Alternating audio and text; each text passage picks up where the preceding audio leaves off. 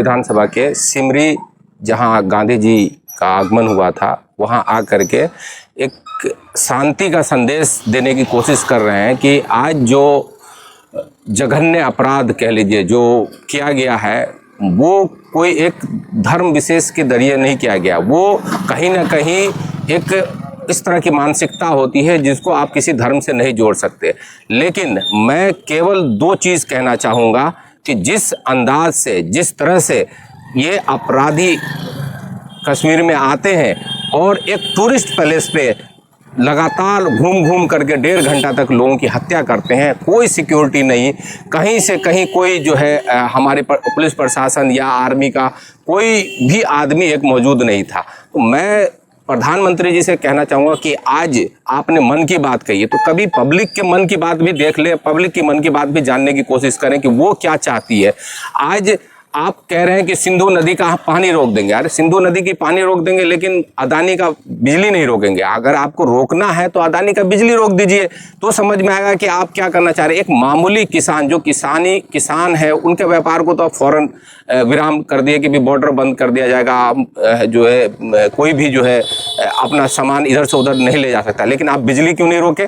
अगर आपको इतना ही हमदर्दी है, इतना ही पब्लिक से हमदर्दी, तो आज आप ये डिसीजन लीजिए। और आज से 7 से 8 साल पहले भी आपने यही कहा था कि भाई हम जो है सिंधु नदी का पानी रोक देंगे, इससे पाकिस्तान को सबक सिखाएंगे। तो केवल बातों के शहजादा हैं, केवल बात करना जानते हैं पर हमारे प्रधानमंत्री जी, और कुछ नहीं। वो उनके द्वारा किए गए वादे सब बेमायने हैं।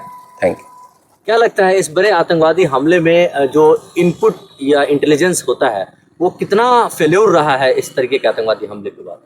पुलवामा को देख लीजिए आप, इनको या आज की घटना को देख लीजिए, हमेशा बुरी तरह से जो है इनपुट जो है आईबी का फेल्योर रहा है। और उसके बावजूद ये, उस पे काम करने के बावजूद ये जो दाएं बाएं की कहानी पढ़ा रहे हैं। पिछले बार जब मनमोहन सिंह जी की सरकार में बॉम्बे में हमला हुआ था तो तत्काल प्रधानमंत्री जी वहां गए और होम मिनिस्टर्स का इस्तीफा लिया और उसके बाद कड़ा एक्शन लिया और उस जिम्मेदारी को एक्सेप्ट किया। और आज क्या हो रहा है, प्रधानमंत्री एक दूसरे पे ये बात थोप रहे हैं और दूसरी बात हिंदू मुस्लिम में कन्वर्ट करने की कोशिश कर रहे हैं। मैं बार बार कह रहा हूं कि कोई भी इस तरह हत्याकांड करने वाले का कोई धर्म नहीं होता। उसके लिए पूरा देश एक साथ एक पैर पे खड़ा है कि आप उनके खिलाफ कड़ी से कड़ी कार्रवाई कीजिए। हम लोग पूरी ताकत से आपके साथ, विपक्ष हो चाहे एक आम नागरिक हो, कंधे से कंधा मिला करके खड़े हैं।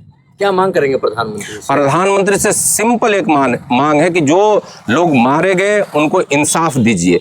आप देश को गुमराह ना कीजिए, हिंदू मुस्लिम के मुद्दे पे भटकाने की कोशिश नहीं कीजिए। मुद्दे पे आइए और मुद्दे पे आकर के देश को बताइए कि ये घटना कैसे घटी। जब पुलिस प्रशासन, एडमिनिस्ट्रेशन, आर्मी, फौज, हथियार सब आप लोगों के अधीन है, तो ऐसी घटना क्यों घटी? Thank you. आज जो यहाँ पे कैंडल मार्च किया गया है, किस सिलसिले में किया गया है? आज हम तमाम कांग्रेस के कार्यकर्ता इस देश में जो पहलगांव में जो जघन्य अपराध हुआ है, जो सरकार की फेलोरी हुई है, उसकी शांति के लिए हम लोग यहाँ सिमरी बख्तियारपुर में कैंडल मार्च निकाले हैं। यहाँ से महात्मा गांधी एक शांति का पैगाम दिए थे, हम लोग भी कैंडल मार्च करके एक शांति का पैगाम दे रहे हैं। और जिस उनके हथियारों के प्रति जो हम लोग का आक्रोश है, उससे सरकार को जगाना चाहते हैं कि आपकी जो सिक्योरिटी लैप्स है, आपका जो फेल्यूर है, उसके लिए आप क्या कर रहे हैं। कोई छोटी मोटी घटना होता है तो उसको आप इस्तीफा दिलाते हैं। आपका गृह मंत्री क्या कर रहा है, उसको इस्तीफा होना चाहिए। झूठ मूठ का पानी बंद कर दिए, झूठ मूठ का बॉर्डर से निकाल दिए, 48 घंटा का समय दिए। ये कुछ नहीं है, दिखावा है, ये सब ढोंग है। इसको बंद कीजिए और उस पर एक्शन लीजिए। क्या लगता है आपको, कहाँ सुरक्षा में चूक हुई जो इतना बड़ा हादसा हुआ? सुरक्षा में तो भारतीय जनता पार्टी में ही चूक है, तो सुरक्षा में तो चूक होगा ही। और झूठ मूठ का ढोंग करता है। सुरक्षा में इतनी बड़ी तादाद में सैलानी आ रहे हैं बाहर से और कहा गया कि वो पहले खोल दिया। अरे तो इस देश का राजा बैठे हो, पहले खोल दिया, पता नहीं आपको? ये सब झूठ मूठ का है, कहानी मन ग्रंथ है। ये सारे इनके सिक्योरिटी लैब्स हैं और बचना चाहते हैं। इस मुद्दे पर अमित शाह को इस्तीफा तत्काल देना चाहिए। हमारे कांग्रेस के पाटिल जी थे गृह मंत्री, बम्बई में जो हादसा हुआ था तुरंत इस्तीफा दिए, और ये तो तरह तरह की हथकंडे अपना रहे हैं। पानी बंद कर देंगे, अरे पानी कहाँ गुजरात ले जाओगे? तुम्हारे पास रखने की जगह नहीं है, तुम्हारा कोई सिस्टम ठीक नहीं है, पानी कहाँ ले जाओगे? देश के सुरक्षित करने की प्रक्रिया को छोड़कर इसको धार्मिक ध्रुवीकरण किया जा रहा है। क्या ये मुद्दा इसीलिए उठाया जा रहा है? ये आरएसएस भाजपा शुरू से ऐसा करता है, ये बांट करके अपनी रोटी सेक रहा है, हम लोग को आपस में लड़ा करके अपनी रोटी सेक रहा है। ये धार्मिक मुद्दा नहीं चलेगा। लोग सजग हो गए हैं, पढ़ लिख रहे हैं, अब सब जानते हैं ये ठगते हुए अब खुद ठगे जाएंगे। इस बार इनको बिहार में लोग इतना ठग देगा कि इनको पता लगेगा कि लोग को धार्मिक मुद्दे पर लड़ा करके हम वोट नहीं ले सकते। बिहार में उनको गद्दे से उतार के फेंक के कांग्रेस पार्टी बड़ी मेजोरिटी में आ रही है।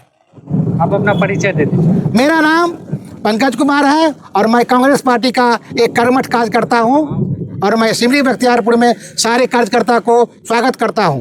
बहुत बहुत धन्यवाद।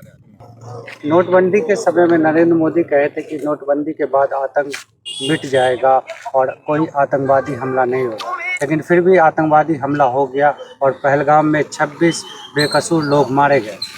सबसे पहली बात कि मैं इस वीडियो के माध्यम से अपने देश के जितने भी लोग मारे गए हैं, मैं उन तमाम लोगों को श्रद्धांजलि देना चाहता हूं, और मैं ये कहना चाहता हूं कि ये जो लोग मारे गए हैं इस टेरर अटैक में, वो कोई जात और कोई धर्म के लोग नहीं थे, वो एक विशेष हिंदुस्तानी थे। तो इस चीज़ पे एक्शन होना चाहिए था।